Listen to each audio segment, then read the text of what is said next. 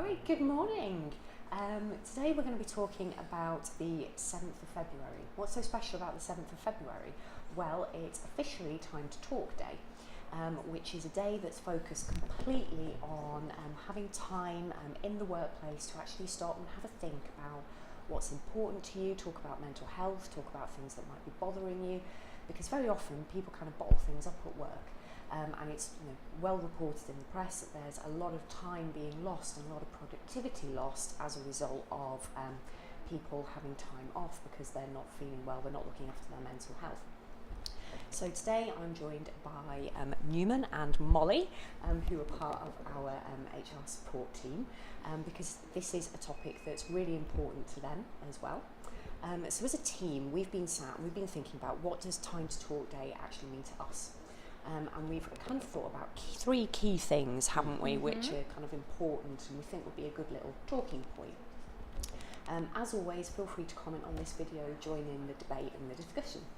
So the first thing we thought about is why might people actually want to talk or not want to talk at work? I mean, we're really lucky here, aren't we, in that we have no filter. There is pretty much nothing we won't talk about, whether it's Newman's cat being sick, or it's me and some drama that's going on with the car, or whether it's something that's more kind of family related.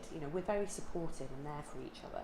And I think we've all been in situations, haven't we, where we've not had that degree of support, we've not felt comfortable talking. Yeah.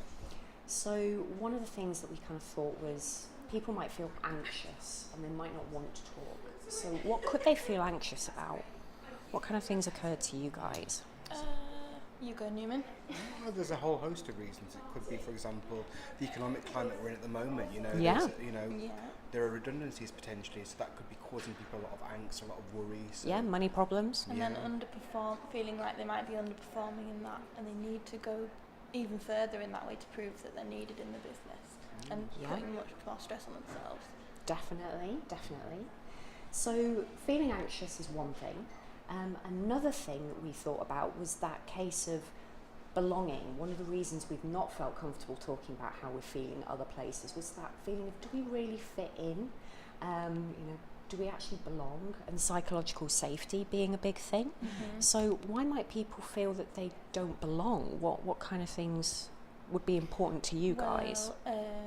Well, people are not all just from one place. We discussed, and it's important to make people feel like they belong, and that people are recognising that everybody's different, everybody celebrates different things. And make them feel included in that way. Definitely. I think we've got a lot of different generations in the workplace as well at the moment.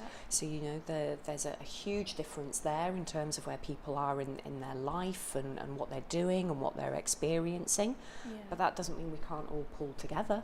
No. I think it starts from the induction process. From day one, if you have an inclusive approach, you value your diverse workforce, different ages, different ethnic backgrounds, experiences, then that's a way to kind of make people feel welcome and have a sense of belonging.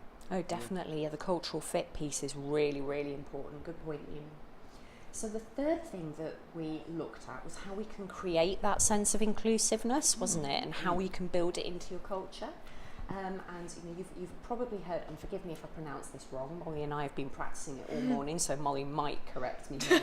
A case of getting more hygge, which is a wonderful... You did well. Thank you. A good Scandinavian practice where you take time in order to just feel more cosy and more comfortable with each other. And that can be done in a variety of different ways, and we're seeing some of our clients really starting to practice this.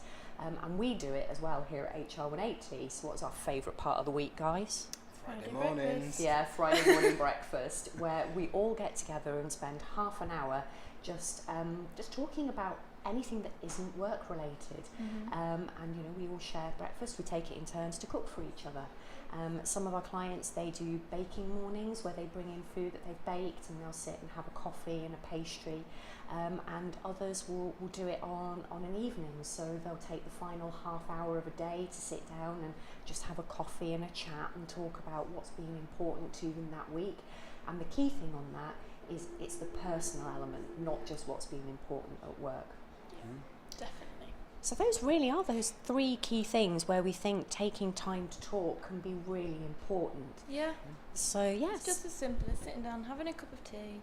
yeah, having a natter and Yeah. recognising that if maybe one of your colleagues looks a little bit down, or they might be struggling, or they're one of those people who constantly has a smile on their face, but you think something isn't quite right, still taking the time to talk, isn't it? Yeah. And it makes a massive difference. Massive difference. Does, really, really does.